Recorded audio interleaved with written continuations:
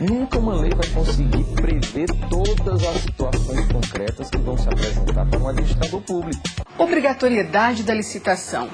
Há uma característica, há critérios para os serviços ou produtos, ou mesmo o preço desses serviços e produtos, que estabeleçam critérios para também estabelecer a obrigatoriedade da licitação? Olha, a licitação é obrigatória. Sim. A regra é essa. Se eu vou celebrar uma compra, se eu vou alienar um bem, vou contratar a prestação de serviços, vou contratar uma obra, a construção de um prédio, a reforma de um prédio, por exemplo, a regra é a licitação. O gênero do produto ou serviço ou o custo não é critério de obrigatoriedade? Não. A obrigatoriedade da licitação decorre da celebração do contrato. A obrigatoriedade que decorre da própria Constituição. O que está escrito no artigo 37, inciso 21 da Constituição Federal, é que, ressalvadas as hipóteses previstas em lei, as obras, compras, serviços e alienações serão precedidas de licitação. Ou seja, a regra é a licitação. A exceção é a contratação sem licitação. Então, se eu, administrador público, decido adquirir um bem, contratar um serviço, celebrar qualquer um desses contratos, a regra é a licitação. Eu tenho de licitar como regra, salvo se aquela hipótese de contratação, aquela compra, aquele serviço, se enquadrar em uma das hipóteses previstas na Lei 8666, na Lei de Licitações, como uma hipótese de dispensa ou como uma hipótese de inexigibilidade. Posso citar aqui alguns exemplos. Por exemplo, contratação de pequenos valores. A Lei de Licitações diz que para uma compra de até R$8.000, e os valores são fixados na própria lei, então para uma compra de até R$8.000, a licitação é dispensável. Vale dizer, senhor administrador público, se o senhor decide comprar um bem, adquirir um bem de R$5.000, R$6.000, até R$8.000, você não precisa fazer licitação. Cuidado apenas para não fazer o chamado parcelamento. Não é isso? Então, eu tenho de celebrar, por exemplo, contratar material de expediente pelo período de um ano. Eu não posso cair na tentação de, ao invés de celebrar um contrato com vigência de um ano, de janeiro a dezembro, de celebrar 12 contratos mensais para que cada parcela se enquadre no limite, se encaixe no limite de dispensa de licitação. Mas é uma hipótese. Em situações emergenciais, a lei diz, não precisa fazer licitação. A hipótese de dispensa também. Hipótese de inexigibilidade, a lei diz, fornecedor exclusivo. Eu abro um processo licitatório para escolher a proposta mais vantajosa. A lei diz, licitação existe para obter proposta mais vantajosa para realizar o princípio da isonomia.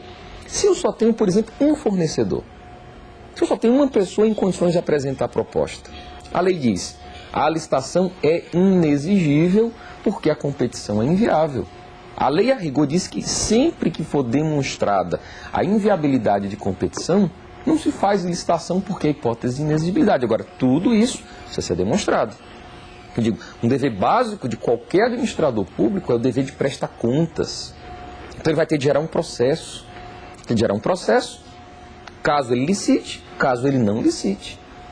Se ele não faz licitação, ele vai ter de, dentro desse processo, justificar, provar, demonstrar por que aquela situação se enquadrava em uma hipótese de dispensa ou em uma hipótese de inexigibilidade. Então, a regra é a licitação. A contratação sem licitação é exceção.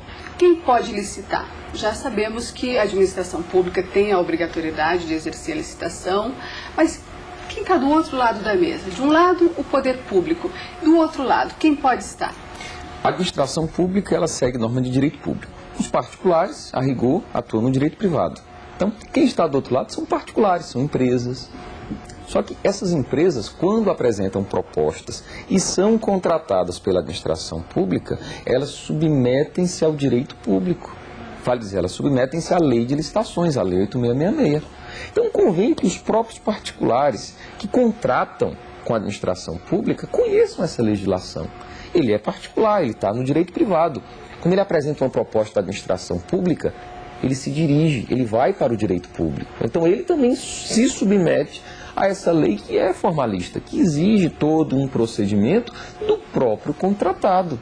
Então, quem particular é contratado pela administração pública, sujeita-se à norma de direito administrativo, sujeita-se à Lei 8666, a nossa lei de licitações.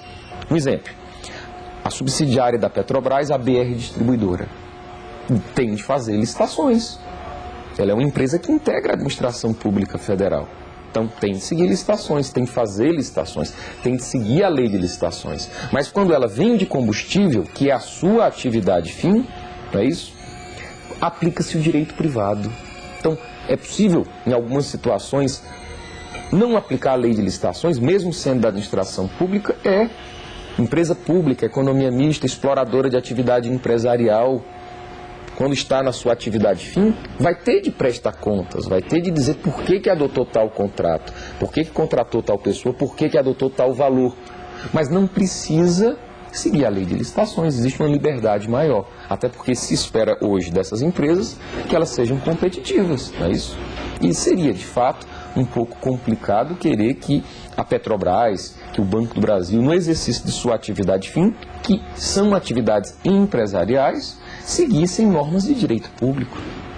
Então pronto, eis uma situação bem definida em que é possível, mesmo sendo da administração pública, não fazer licitações.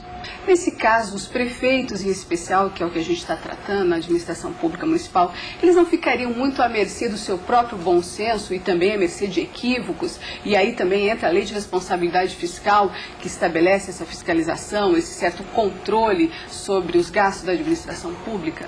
Olha, o bom senso do administrador público deve ser sempre utilizado.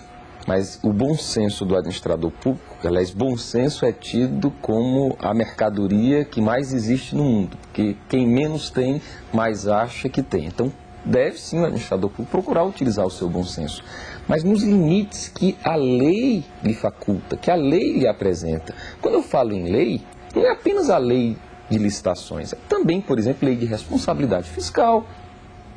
A lei de responsabilidade fiscal determina hoje que o administrador só pode gerar obrigação se ele tiver disponibilidade financeira. Disponibilidade financeira, a bem da verdade, significa dizer ter dinheiro disponível, ou em caixa ou em banco, para poder assumir uma obrigação. Então, para abrir um processo licitatório, ele precisa ter previsão orçamentária. Para ele poder assinar o contrato, que é o que gera obrigação para a administração pública, ele precisa, não com base na lei de licitações, mas com base na lei de responsabilidade fiscal, ter disponibilidade financeira. Então, quando eu enfatizo a necessidade do cumprimento da lei como ponto de partida para a administração pública proceder não apenas em relação às suas licitações, mas em relação a qualquer atuação administrativa. Não é apenas aquela lei específica, no nosso caso aqui a Lei 8666, é toda a legislação vigente.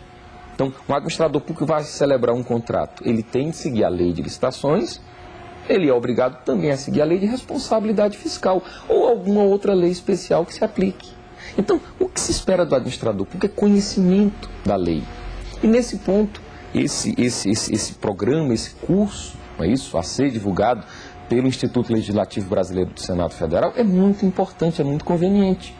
Porque aqui no Tribunal de Contas da União, nós sabemos que muitos administradores erram porque querem errar, por fraude. Mas sabemos também que alguns erram, muitos, talvez a grande maioria, que não conhece a lei. Temos aqui leis difíceis de trabalhar, difíceis de interpretar. Nesse sentido, esse curso é extremamente importante. Porque esses que têm interesse de corrigir sua postura, têm interesse de adotar soluções corretas, mas que às vezes não fazem por desconhecimento da lei, têm, na oportunidade desse curso, não é isso? Assim, a possibilidade de conhecerem, pelo menos, a lei de licitações, o que é um passo importantíssimo. Doutor Lucas, obrigada pela entrevista, obrigada por participar de mais essa produção do Instituto Legislativo Brasileiro. E você vai ficar conosco porque nos próximos encontros nós vamos continuar falando das licitações com o Dr. Lucas Rocha Furtado. Até o próximo programa.